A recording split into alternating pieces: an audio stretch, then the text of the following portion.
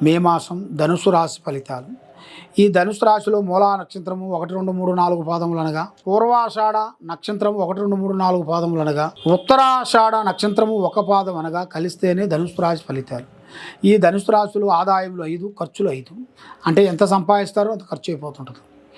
రాజపూజిత 1, అవమానాలు 5. అంటే మనల్ని గౌరవించేది ఒకలే, మనల్ని తిట్టేవాళ్ళు, మనల్ని చెడుగా చూసేవాళ్ళు 5 మంది కనపడతారు. కాబట్టి మీ ఆఫీసులో కానీ, మీ ఇంట్లో కానీ, మీరు చేసే పనిలో కానీ చాలామంది మిమ్మల్ని ఇబ్బంది పెట్టే మార్గాలు కొన్ని కనబడుతున్నాయి. కాబట్టి మీరు ఆలోచించి అడుగేయండి. తొందరపాటు వల్ల మీకు ఎన్నో సమస్యలు, లేనిపోయిన సమస్యలు మీకు కొంచెం ఎదురయ్యే మార్గాలు కొన్ని కనబడుతున్నాయి. మరి ఆదాయం చూసుకుంటే 5, ఖర్చులు 5 చూస్తే ఎంత సంపాదించినా తినేదానికి దానికే పోతుంటుంది. మరి విద్యార్థులందరికీ మంచి విద్య, మంచి కార్యక్రమం, మంచి అభివృద్ధిగా సాధించాల్సిన యోగము కనబడుతుంది.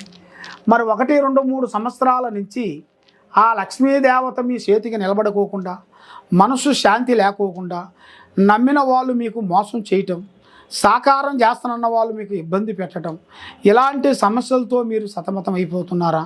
మీకు మెయిన్గా ఉండాల్సిన దరిద్ర గ్రహ దోష నివారణ పోయే టైం దగ్గరికి వచ్చేసింది.